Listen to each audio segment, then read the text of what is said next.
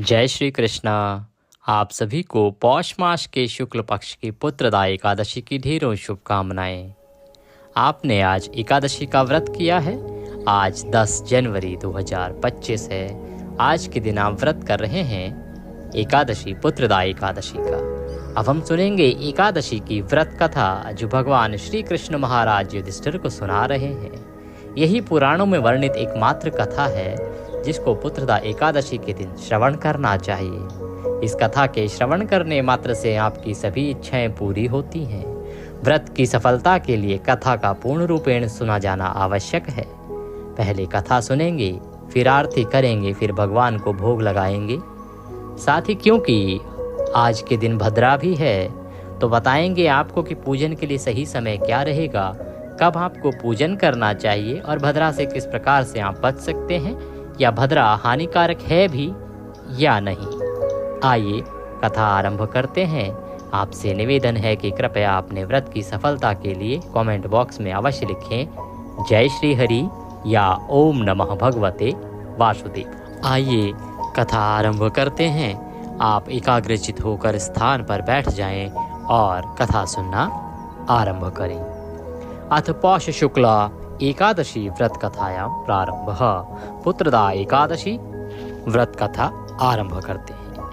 महाराज युधिष्ठिर ने भगवान श्री कृष्ण से निवेदन किया कि हे प्रभु, आपने सफला एकादशी का महात्म्य विधिवत बताकर बड़ी कृपा की। हे देवेश्वर, अब मेरी ये जानने की इच्छा है कि पौष मास के शुक्ल पक्ष की एकादशी का क्या नाम है, उसकी क्या विधि है, व्रत किस प्रकार करना चाहिए और उसका क्या पुण्य फल होता है।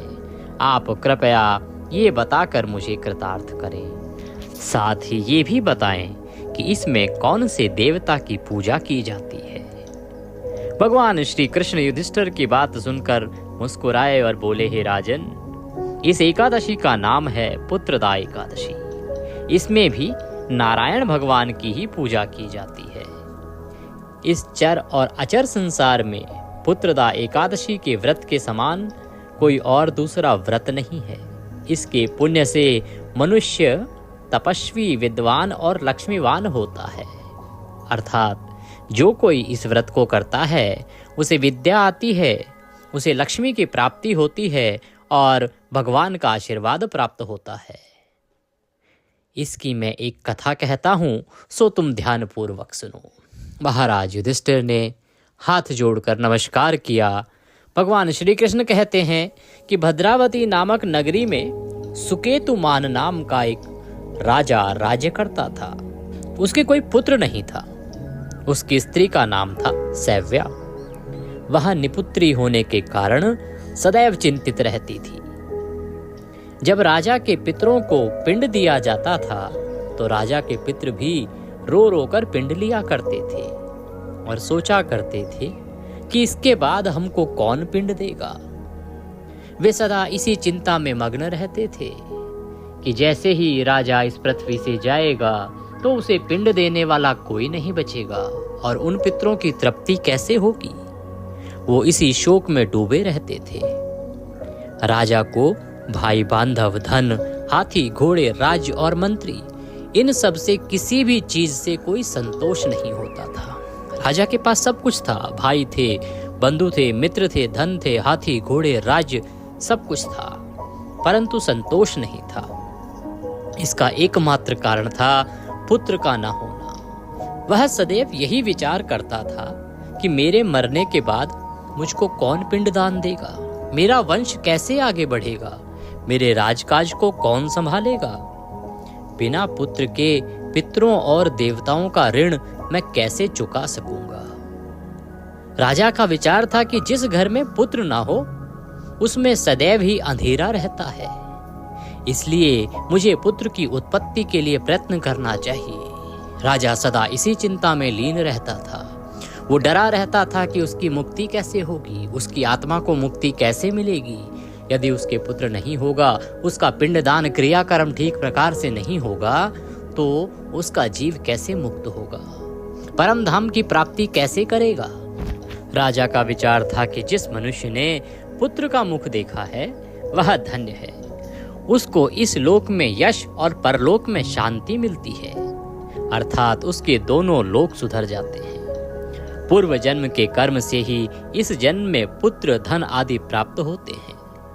राजा इसी प्रकार दिन रात चिंता में लगा रहता था। एक समय राजा ने अपने शरीर को त्याग देने का विचार किया, परंतु आत्मघात को महान पाप समझकर उसने ऐसा नहीं किया। एक समय राजा इतने शोक में चला गया कि उसने निर्णय किया कि वह आत्महत्या कर लेगा, परंतु क्योंकि वो राजा था, उसे तुरंत ही आभास हुआ कि यह सही नहीं है और उसने वह निर्णय त्याग दिया।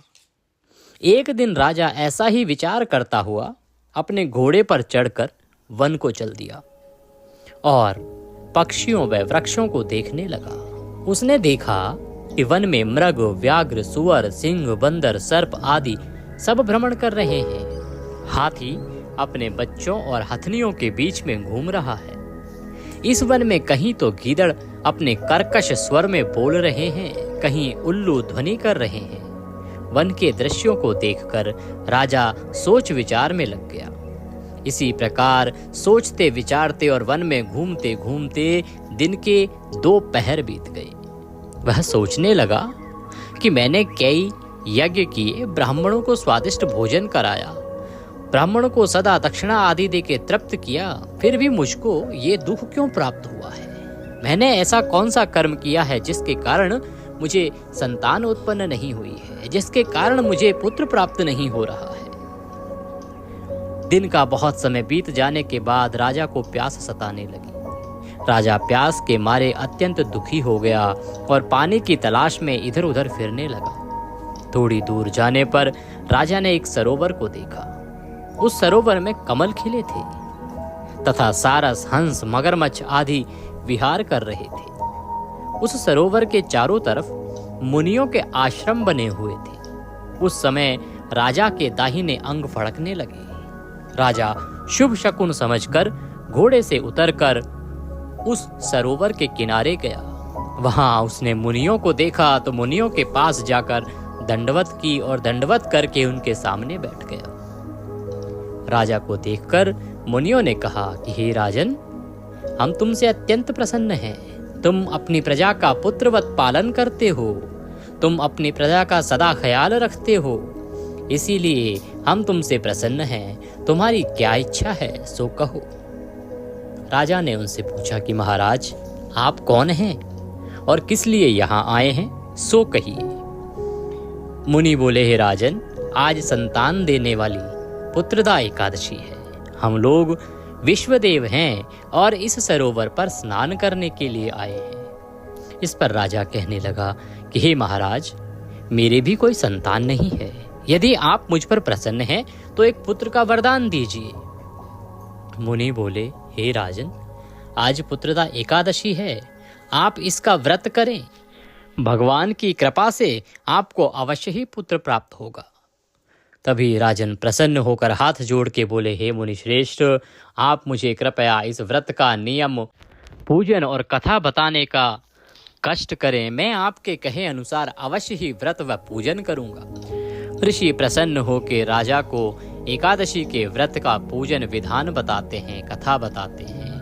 मुनि के कहे अनुसार मुनि के वचनों को सुनकर राजा ने उस दिन एकादशी का व्रत किया और द्वादशी को नियमों को पालन करते हुए उसका पारण किया। इसके पश्चात मुनियों को प्रणाम करके राजा अपने महल में वापस आ गया। कुछ समय के बाद रानी ने गर्भधारण किया। 9 महीने बीत जाने के बाद रानी ने एक सुंदर बालक को जन्म दिया। इस प्रकार राजा को पुत्र रत्न प्राप्त हुआ और राजा प्रसन्नता से झूम उठा। वह राजकुमार अत्यंत शूरवीर, धनवान तथा यशस्वी और प्रजापालक हुआ। उसने राजा के यश को कई गुना बढ़ाया। श्री कृष्ण भगवान बोले, हे राजन, पुत्र की प्राप्ति के लिए पुत्रदा एकादशी का व्रत करना चाहिए। जो मनुष्य इस महात्म्य को पढ़ता या सुनता है, उसको अंत में स्वर्ग की प्राप्ति होती है। इसी के साथ पुत्रदा एकादशी का यह महात्म्य, यह व्रत कथा यहाँ समाप्त होती है। बोले विष्णु भगवान की जय, बोले श्री कृष्ण कन्हैया लाल की जय। आप कृपया अपना जयकारा कमेंट बॉक्स में जय श्री कृष्णा लिखकर लगाइएगा। ओम नमः भगवते वासुदेवाय अवश्य लिखिएगा। ऐसा लिखने से भगवान श्री हरि प्रसन्न होंगे, आपका व्रत सफल होगा तथा आपके मनोरथ अवश्य ही सिद्ध होंगे। इसके बाद आपको आरती करनी चाहिए। आरती करके आज आप फल का भोग लगाएंगे, क्योंकि आज फल आहार ही आपको ग्रहण करना होता है। अन्न का सेवन पारण के बाद अगले दिन किया जाएगा। आप एकादशी का व्रत कर रहे हैं 10 जनवरी 2025 को। 10 जनवरी को दिन रहेगा शुक्रवार का, और शुक्रवार के दिन भद्रा रहेगी। भद्रा प्रातः काल सूर्योदय के साथ ही आरंभ हो जाएगी और 10:19 तक भद्रा का समय रहेगा। बात करते हैं कि भद्रा का क्या प्रभाव रहेगा, आपको कथा कब सुननी है, व्रत पूजन कब करना है। तो देखिए, भद्रा तो रहेगी 10:19 तक, परंतु ये जो भद्रा है ये वृषभ राशि की भद्रा है, वृष की भद्रा है। और वृष की भद्रा होने का अभिप्राय ये है कि इसका वास रहेगा स्वर्गलोक में।